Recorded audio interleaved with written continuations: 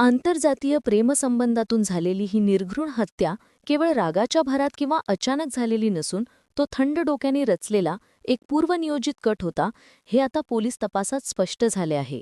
या संदर्भात पोलिसांच्या हाती एक महत्त्वाचे सीसीटीव्ही फुटेज लागले असून त्यात हत्येच्या काही तास आधी मुख्य आरोपी म्हणजेच मुलीचा भाऊ आणि त्याचे 5 ते 6 साथीदार सक्षमच्या घराची पाहणी अर्थात रेकी करताना स्पष्टपणे कैद झाले आहेत. आरोपींनी आधीच सक्षमच्या घराभोवती पाळत ठेवली होती आणि त्यानंतरच हा प्राणघातक हल्ला केला, हे यावरून सिद्ध होत आहे. या फुटेजमुळे तपासाला वेग आला असून पोलीस आता या कटात सामील असलेल्या इतर फरार तरुणांचा कसून शोध घेत आहेत.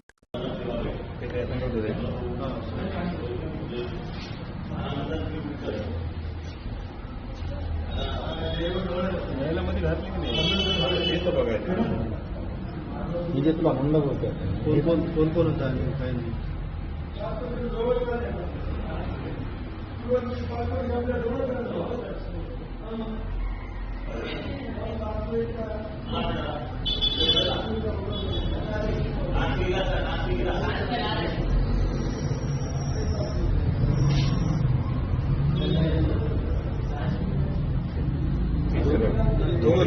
दोघं पिवळा आणि भूतांना म्हणला होता ना वरी दोघं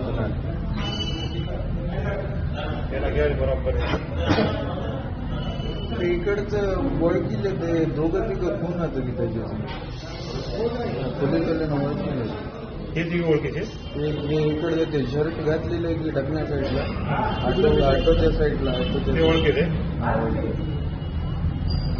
हे मी ओळखीचे पिवळ्या टी शर्ट वरी गेले ते कोण आहे नवीनच दिसत